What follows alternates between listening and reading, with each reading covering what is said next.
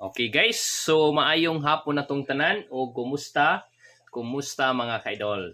Okay, so karon mag-update na punta sa ato ang 2 PM result o sa ato ang 5 PM guide.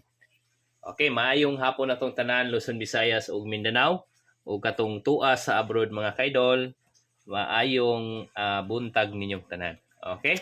So karon mga kaidol, ang ato ang unahon og update ang resulta sa 2 PM. Okay, ang 2 PM result mga kaidol is 803. Okay, so 803 mga kaidol. So murag wala gyud ta ana, no? Wala gyud tay 803.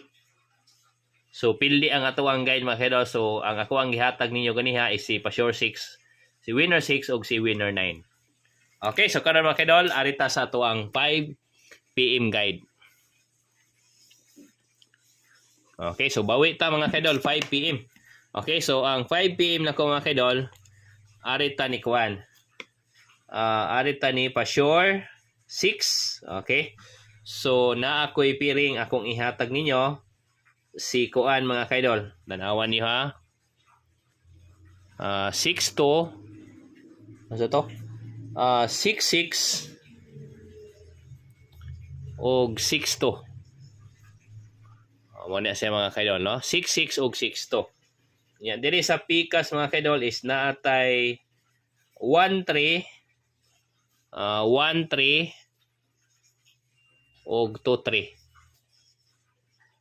Mao na siya mga kaidol. So tanawan niyo. Mao na ang ako ang piring para sa 5 PM. Yan na ako gamay nga combination ani. So akong ihatag po ninyo. Okay, arita maguna ni Kuan. 66, no? 664. Okay ha? Ang combination na mga kaidol is 664, 666. Yan diri is 624, 626. Nya diri sa pikas mga kaidol is 13, 130, 130, 132. Diri mga kaidol is 230, no 232. Nya kada mga kaidol is target. Murambol lang tagamay mga kaidol, no? Target rumble lang ta. Pero ang kuan yun na ni mga kaidol is gi-target na nako nadaan. No? So bagdok ta ni sa target mga kaidol, no? Bagdokan nato na og dako ang target niya. Ang rumble mga kaidol is kuan na siya, no? Gamay lang. Okay? So mao na siya mga kaidol ang ato ang 5 PM update. Nanawan ninyo. So naatay